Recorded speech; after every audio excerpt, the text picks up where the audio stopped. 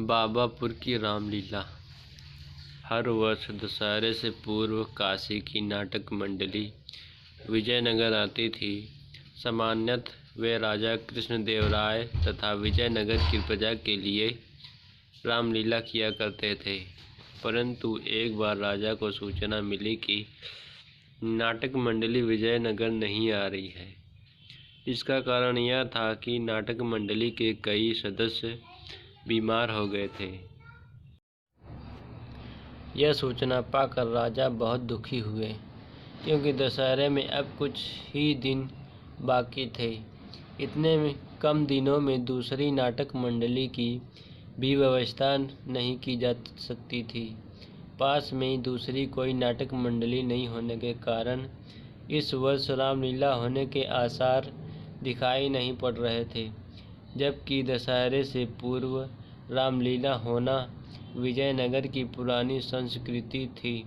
महाराज को इस तरह दुखी देखकर राजगुरु बोले, महाराज, यदि चाहे तो हम रामपुर के कलाकारों को संदेश भेज सकते हैं, परंतु इसमें तो कुछ सप्ताह का समय लगेगा। राजा ने निराश स्वर में कहा। इस पर तेनालीराम बोले, महाराज, मैं पास ही की एक मंडली को जानता हूँ। वे यहाँ 2 दिन में आ जाएंगे और मुझे विश्वास है कि वे रामलीला का अच्छा प्रदर्शन करेंगे।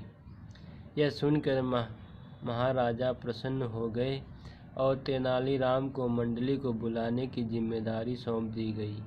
साथ ही मंडली के रहने व खाने पीने की व्यवस्था का भार भी तेनाली के ही सुपुर्द कर दिया गया। शीघ्र ही रामलीला के लिए सारी व्यवस्था होनी शुरू हो गई। रामलीला मैदान को साफ किया गया, एक बड़ा सा मंच बनाया गया, नवरात्र के लिए नगर को सजाया गया। कुछ ही दिनों में मंडली रामलीला के लिए तैयार हो गई। राजा, दरबारी, मंत्री व प्रजा प्रतिदिन रामलीला देखने आते। दशहरे के दिन अंतिम कड़ी तो बहुत ही सराहनीय थी। मंडली में अधिकतर कलाकार बच्चे थे। उनकी कलाकारी देखकर लोगों की आंखों में आंसू तक आ गए। दशहरे के पश्चात राजा ने कुछ मंत्रियों तथा मंडली के सदस्यों को महल में भोजन के लिए बुलाया। भोजन के पश्चात राजा ने मंडली के सदस्यों को पुरस्कार दिया। फिर वे तेनालीराम से बोले, तुम्हें इतनी अच्छी मंडली कैसे मिली? बाबापुर से महाराज, तेनालीराम ने उत्तर दिया। बाबापुर यह कहाँ है? मैंने इसके विषय में कभी नहीं सुना। राजा ने आश्चर्य से पूछा। बाबापुर विजयनगर के पास ही है महाराज, तेनालीराम बोला।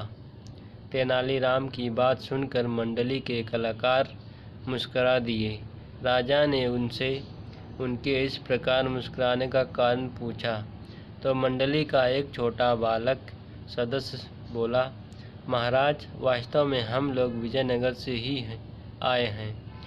तेनालीराम बाबा ने 3 दिन में हमें यह नाटक करना सिखाया था, इसलिए इसे हम बाबापुर की रामलीला कहते हैं।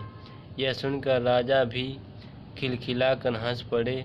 अब उन्हें भी बाबापुर के रहस्य का पता चल गया था।